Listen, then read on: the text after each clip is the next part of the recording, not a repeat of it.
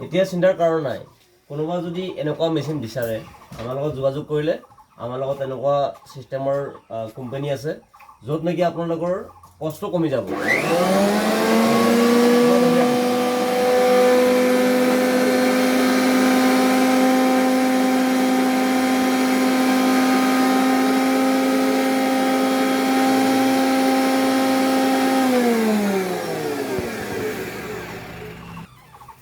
মানে এনেকুৱা ধৰণৰ যদি মেচিন কোনোবা বিচাৰে আমাৰ লগত যোগাযোগ কৰিলে